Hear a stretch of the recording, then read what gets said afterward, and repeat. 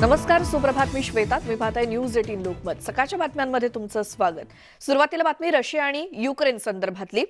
या दोन्ही देशांमधली चर्चेची दुसरी फेरी सुद्धा निष्फळ ठरली आहे. गुरुवारी बेलारूसमध्ये दोन्ही देशांमध्ये चर्चा होणार होती, मात्र युक्रेननं रशियाशी चर्चेस नकार दिल्यानंतर ही चर्चा फिसकटली. बेलारूसमध्ये या दोन्ही देशांमध्ये चर्चा होणार होती आणि या चर्चेसाठी रशियाचं प्रतिनिधी मंडळ सुद्धा बेलारूसमध्ये पोहोचलं होतं. युद्ध संपवण्याची आम्हाला इच्छा असून आम्ही रशियासोबत चर्चेसाठी तयार आहोत, असं युक्रेनचे राष्ट्राध्यक्ष व्लोदिमीर झेलेन्स्की यांनी देखील म्हटलं होतं. मात्र ही चर्चा जिथून आमच्या देशावरती मिसाईल डागल्या जात आहेत तिथून करणार नसल्याचं म्हणत झेलेन्स्की यांनी बेलारूसला आपल्या निशाण्यावर घेतलं आणि त्यामुळे चर्चेची ही दुसरी फेरी सुद्धा फिसकटली. ज्या ठिकाणाहून मिसाईल्स डागली जात आहेत त्या बेलारूसमध्ये येऊन चर्चा करण्यास झेलेन्स्की यांनी नकार दिला. रशियाचं शिष्टमंडळ तिथे पोहोचलं देखील होतं, मात्र बेलारूसमध्ये येऊन चर्चा करणार नाही असं युक्रेनचे राष्ट्राध्यक्ष व्लोदिमीर झेलेन्स्की यांनी म्हटल्यानंतर ही चर्चा काही होऊ शकली नाही. त्यामुळे चर्चेची ही दुसरी फेरी जी गुरुवारी होणार होती ती मात्र निष्फळ ठरली आहे, कारण चर्चाच होऊ शकली नाही. रशियाशी चर्चेला युक्रेननं नकार दिला, ते म्हणजे बेलारूस सीमेवरती. बेलारूस या ठिकाणी जिथून युक्रेनवरती मिसाईल डागले जात आहेत आणि त्याच ठिकाणी येऊन चर्चा करण्यास झेलेन्स्की यांनी नकार दिला. त्यामुळे चर्चेची ही दुसरी फेरी काही होऊ शकली नाही. युक्रेननं नकार दिला रशियासोबत चर्चेला. युक्रेनचा आक्षेप होता की ज्या बेलारूसमधून आमच्यावरती मिसाईल डागली जात आहेत त्या बेलारूसमध्ये आम्ही येऊन चर्चा करणार नाही. त्यामुळे चर्चेची दुसरी फेरी काही झालीच नाही.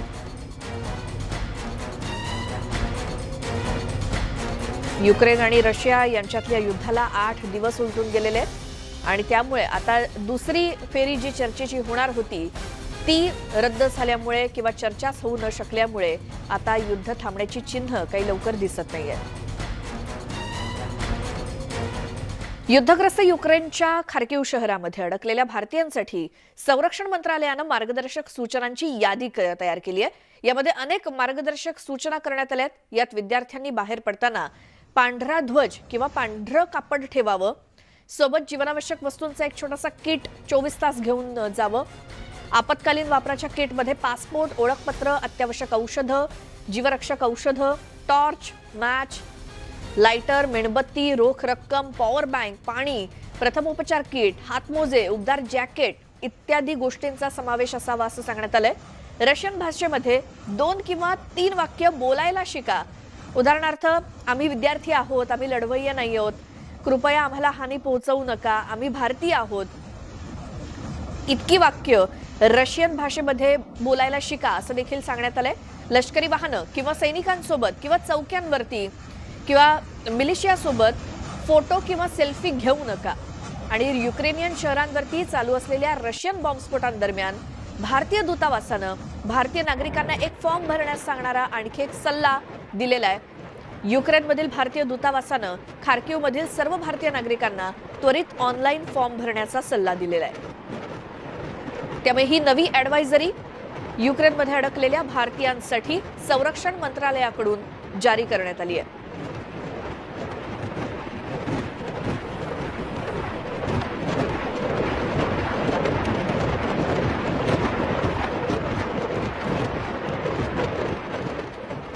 युक्रेननं रशियावरती केलेल्या हल्ल्याचा आणखी एक व्हिडिओ समोर आलाय. युक्रेननं रशियाच्या फोर्सवरती हल्ला केलाय आणि त्याचा आणखी एक व्हिडिओ समोर आलेला आहे.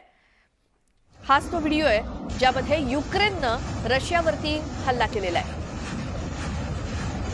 आतापर्यंत आपण युक्रेनच्या वेगवेगळ्या शहरांमध्ये रशियाकडून झालेल्या हल्ल्यांचे व्हिडिओ पाहत होतो, मात्र हा व्हिडिओ आहे युक्रेननं रशियावरती केलेल्या हल्ल्याचा. युक्रेननं रशियाच्या फोर्सवरतीच हल्ला केलाय, कारण ज्या पद्धतीनं आक्रमण रशियाकडून सुरू आहे त्याच पद्धतीनं प्रत्युत्तर युक्रेनकडून सुद्धा दिलं जात आहे. युक्रेनच्या राष्ट्राध्यक्षांनी अजून काही हार पत्करलेली नाही आणि माघार सुद्धा घेतलेली नाही. त्यामुळे आतापर्यंत रशियाकडून होणाऱ्या आक्रमणांचे व्हिडिओ आपण पाहत होतो. हा व्हिडिओ आहे तो युक्रेननं रशियावरती केलेल्या हल्ल्याचा.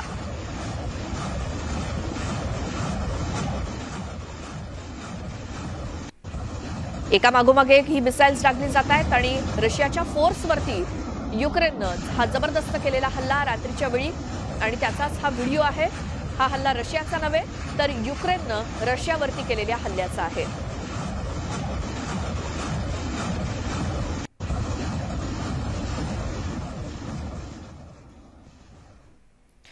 तर युद्धभूमी युक्रेनमधून शेकडो भारतीय विद्यार्थी मायदेशी परततायत। दिल्ली विमानतळावरती शेकडो विद्यार्थ्यांना घेऊन विमान पोहोचलं आणि यावेळी विद्यार्थ्यांनी मृत्यूच्या तोंडातून बाहेर आल्याची भावना व्यक्त केली। युद्धाचा थरार अनुभवला असल्याचं यावेळी विद्यार्थ्यांनी सांगितलं। ज्यावेळेला दिल्लीमध्ये हे विद्यार्थी मायदेशी परतले त्यावेळेला रावसाहेब दानवे हे मंत्री हे देखील त्यांच्या स्वागतासाठी तिथे हजर होते।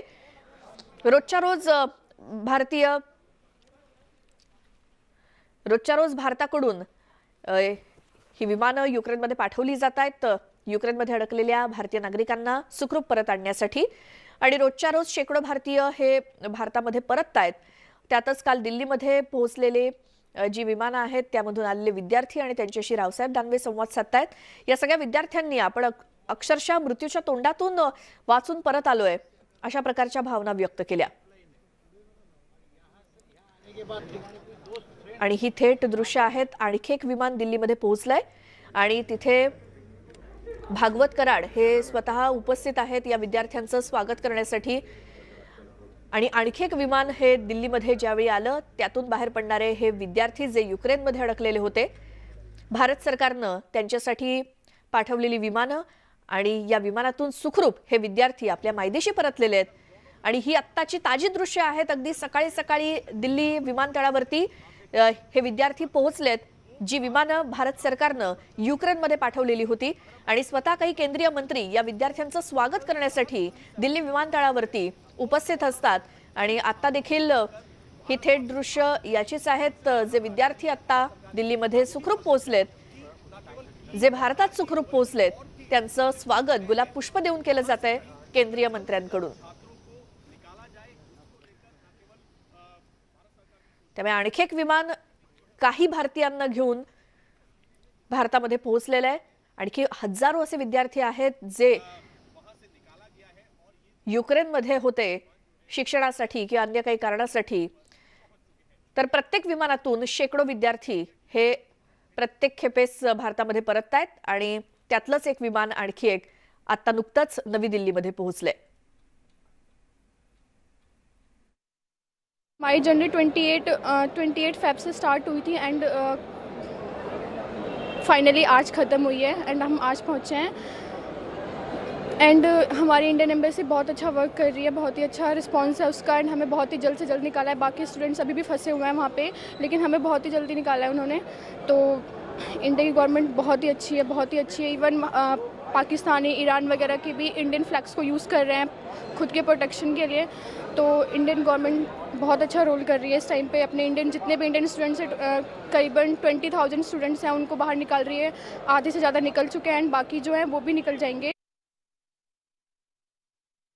अभी हम जहाँ पर हैं पोलतावा पे, वहाँ पर सब अभी न्यूट्रल चल रहा है, मतलब हम नॉर्मल बोल सकते हैं। उधर बॉम्बार्डिंग भी चल रही है, बॉम्बार्डिंग नहीं भी चल रही, लेकिन जो हमारे पास की सिटी है जो कि खार्किव है, उधर बहुत ही ज़्यादा नाजुक हालात चल रहे हैं, बहुत ही ज़्यादा बॉम्बार्डिंग हो रही है, मतलब रोड्स में बॉम्बार्डिंग चल रही है और स्टूडेंट्स बहुत ही ज़्यादा परेशान हैं। और उधर के कुछ ऐसे स्टूडेंट्स भी हैं जो कि अभी भी उधर ठहरे हुए हैं। और जो अभी एक न्यूज़ भी आई है कि क्या बोलते हैं, एक जो भाई थे वो एक्सपायर हो चुके हैं ड्यू टू बॉम्बार्डिंग की वजह से। तो उधर बहुत ज़्यादा नाजुक हालात हैं और बहुत ही ज़्यादा ख़राब सिचुएशन है, पैनिक सिचुएशन है और सारे फंसे बड़े स्टूडेंट। वहाँ से हम कैसे भी करके निकले। 4 दिन से हम अच्छी तरीके से, नींद भी प्रॉपर नहीं हुई है हमारी। वहाँ से निकले, फिर एम्बेसी वाले हमें हंगरी बॉर्डर पर मिले, उन्होंने अच्छे से हमारी वेलकम किया और होटल प्रोवाइड किए, लेटने बैठने के लिए खाना पीना सब उन्होंने किया। उसके बाद हमें फ़्लाइट्स में बिठाया गया और हम इंडिया आ गए। अब हम बहुत खुश हैं इंडिया आके, बहुत अच्छा लग रहा है। युक्रेनमध्ये अडकलेल्या भारतीयांच्या सुटकेसाठी केंद्र सरकारकडून राबवण्यात येत असलेल्या ऑपरेशन गंगाला वेग आलाय। 4 केंद्रीय मंत्री युक्रेनच्या सीमेला लागून असलेल्या देशांमध्ये जाऊन या रेस्क्यू ऑपरेशनवरती लक्ष ठेवून आहेत। C-17 विमानांसह अनेक विमानं या रेस्क्यू ऑपरेशनमध्ये सहभागी झाली आहेत आणि युद्धग्रस्त युक्रेनमधून सुखरूप परत आणल्याबद्दल विद्यार्थी आणि त्यांचे पालक केंद्र सरकारचे आभार मानतायत। केंद्राच्या ऑपरेशन गंगाला वेग, भारतीयांच्या सुटकेसाठी कंबर कसली, 4 केंद्रीय मंत्री वेगवेगळ्या देशांमध्ये दाखल, C-17 विमानही रेस्क्यू ऑपरेशनमध्ये. 500-600 बच्चों को कल और बाकी को परसों. बिल्कुल चिंता मत करना, अपने सभी दोस्तों को कहना. तो आखिरी व्यक्ति नहीं जाएगा. प्रधानमंत्री ने कहा है कि यहाँ से हम लोग देखेंगे, सब लोग रवाना होंगे. आपण सुरक्षित ठिकाणी आलो आहोत, मात्र आपल्या मित्रमंडळींच्या काळजीत असलेल्या विद्यार्थ्यांना धीर देण्याचा प्रयत्न केंद्रीय नागरी उड्डाण मंत्री ज्योतिरादित्य सिंधिया करतायत. केंद्र सरकारच्या ऑपरेशन गंगा अंतर्गत आतापर्यंत 3000हून अधिक भारतीय विद्यार्थ्यांना युक्रेन शेजारच्या देशातून आणण्यात आलंय. पेट्रोलियम मंत्री हरदीप सिंग पुरी हंगेरीला, नागरी उड्डाण मंत्री ज्योतिरादित्य सिंधिया रोमानियाला, केंद्रीय कायदा मंत्री किरेन रिजिजू स्लोव्हाकियाला आणि नागरी उड्डाण राज्यमंत्री VK सिंग हे पोलंडमध्ये दाखल झालेत. युक्रेनमध्ये अडकलेल्या भारतीय विद्यार्थ्यांना लवकरात लवकर देशात कसं आणता येईल या दृष्टीनं हे 4ही मंत्री काम करतायत. युद्धग्रस्त युक्रेनमधून बाहेर पडत असताना या विद्यार्थ्यांनी अनेक अडचणींचाही सामना केलाय. अशा वातावरणातून सावरत असलेल्या विद्यार्थ्यांशी संवाद साधत त्यांना धीर देण्याचा प्रयत्न हे केंद्रीय मंत्री करतायत. एक कॉल सेंटर सेटअप करने की हमारी कोशिश रही है ताकि हर एक बच्चे की व्यवस्था को हम लोग फॉलो कर पाएं जब तक हम उनको भारत वापस ना भेजें. और दूसरी बात कि हर बच्चे के राज्य की सूची भी हम लोग तय कर रहे हैं ताकि ये सूचना पूरा हम लोग दिल्ली भेज पाएं, ताकि जो हमारे राज्य सरकार के अनेक भवन हैं दिल्ली में उनके पास लिस्ट पहुंच पाए, ताकि उसके आधार पे वे एयरपोर्ट पे उनको रिसीव करके उनको वापस घर ले पाए. या व्यतिरिक्त केंद्र सरकारनं भारतीयांच्या सुटकेसाठी C-17 globe master, air India, Indigo, spice jet या विमानांची मदत घेत आहे. पुढील 3 दिवसात 50 विमानांच्या फेऱ्यांद्वारे भारतीयांना परत आणण्याचे प्रयत्न केले जाणार आहेत. विशेष म्हणजे पंतप्रधान मोदींनी रशियाचे राष्ट्राध्यक्ष पुतीन यांच्याशी आणि युक्रेनचे राष्ट्राध्यक्ष झेलेन्स्की यांच्याशी झालेल्या संवादामध्ये भारतीय विद्यार्थ्यांना सेफ पॅसेज देण्याची मागणी करत आपली मुत्सद्देगिरी दाखवून दिली आहे. ऑपरेशन गंगा अंतर्गत मायदेशामध्ये परतलेल्या विद्यार्थ्यांच्या आणि त्यांच्या कुटुंबियांच्या डोळ्यातील आनंदच सगळं काही सांगून जातो. केंद्र सरकारनं आणि भारतीय दूतावासानं केलेल्या मदतीमुळे सुखरूपपणे मायदेशी परतल्याचं हे विद्यार्थी सांगतात.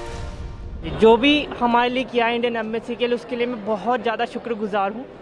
अगर वो कुछ ना करते तो मुझे नहीं लगता था हम यहाँ पहुँच भी पाते सही सलामत. सच में इंडियन एम्बेसी ने रोमानिया में बहुत कुछ किया है, जिसकी वजह से हम अच्छे एयरपोर्ट पे सिंधिया जी भी मिले हैं. उन्होंने सबको देखा है अच्छे से, कि उनसे पूछा है उनके हाल कैसे हैं, आप ठीक ठाक हैं.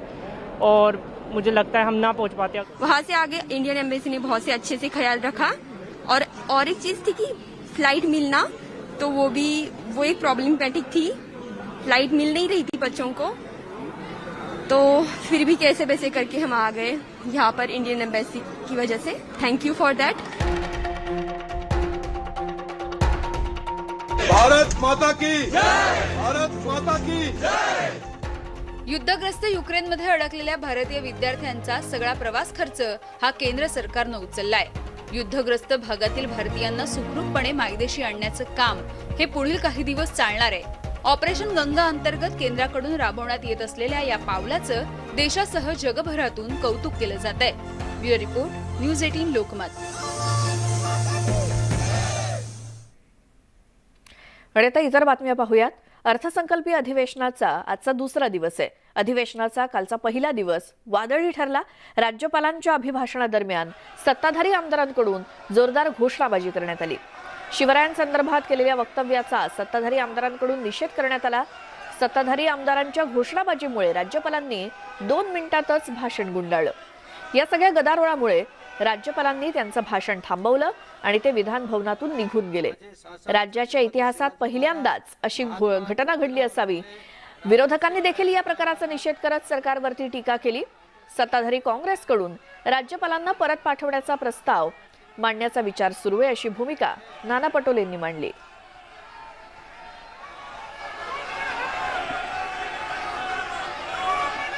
वाटतं एक तर विरोधी पक्षांनी अशा घोषणा देऊन त्यांचा अपमान करणं हे अयोग्य आहे आणि असं निघून जाणं मधून हे देखील अयोग्य आहे. राष्ट्रगीतासाठी न थांबता असं निघून जाणं मला वाटतं हे एकदमच एक निंदनीय प्रकार घडलेला आहे आणि महाराष्ट्रासाठी हा एक मोठा अपमान आहे. राज्यपाल सरकारच्या वतीनं त्या ठिकाणी भाषण करायला आले होते आणि सदस्यांच्या भावना अतिशय तीव्र होत्या की तुम्ही सरकारच्या वतीनं भाषण करताय, पण तेच सरकार जर दाऊदशरण होत असेल तर हे भाषण कशा करता ऐकायचं हा सदस्यांचा सवाल होता. त्यामुळे सदस्य एवढीच मागणी करत होते की नवाब मलिक यांचा राजीनामा झाला पाहिजे आणि ही मागणी आम्ही लावूनच धरणार आहे.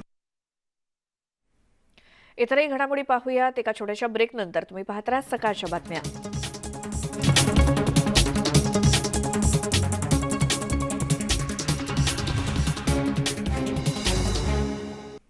ब्रेकनंतर तुमचं स्वागत. राज्यातील 12वीच्या परीक्षांना आजपासून सुरुवात होतेय. 4 मार्च ते 7 एप्रिल पर्यंत यंदा 12वीची ऑफलाईन परीक्षा होतीये. राज्यात गेल्या 2 वर्षांपासून कोरोनाच्या धोक्यामुळे ऑफलाईन परीक्षा झालीच नव्हती. मात्र कोरोना महामारीनंतर राज्यात पहिल्यांदाच विद्यार्थी प्रत्यक्ष परीक्षा सेंटर्सना जाऊन परीक्षा देणार आहेत. कोरोनाच्या पार्श्वभूमीवर यावर्षी प्रत्येक कॉलेजेसमध्ये परीक्षा केंद्र ठेवण्यात आलंय आणि परीक्षांच्या व्यवस्थेमध्ये देखील काही प्रमाणात बदल करण्यात आलेत. राज्यातील 14 लाखांच्या वर विद्यार्थी 12वीची परीक्षा देणार आहेत.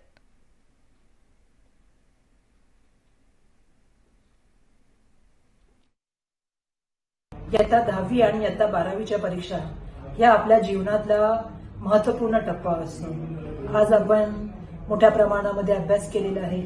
आपले पालक सुद्धा त्याच्यावरती आपण कसा अभ्यास करतात यावर पूर्णपणे लक्ष ठेवून आहेत. शिक्षक आणि शासन हे सुद्धा आपल्या बरोबर आहे. त्यामुळे मी आपल्याला सर्वप्रथम या ठिकाणी आपल्या लेखी परीक्षा ज्या उद्यापासून सुरू होणार आहे त्याबद्दल आपल्या सगळ्यांना मी ऑल द बेस्ट बोलते. चांगला पेपर लिहा, निर्भयपणे लिहा, कारण मला माहिती आहे जीवनाच्या महत्त्वाच्या टप्प्यावरती पुढील आपलं भविष्याचं करिअर निवडत असताना हे मार्क आपल्याला महत्त्वपूर्ण आहे. आणि यासोबतच वेळ झाली आहे सकाळच्या बातम्यांमध्ये आता इथेच थांबण्याची. यानंतरच्या बुलेटिनमध्ये आपण पाहणार आहोत स्पीड न्यूज.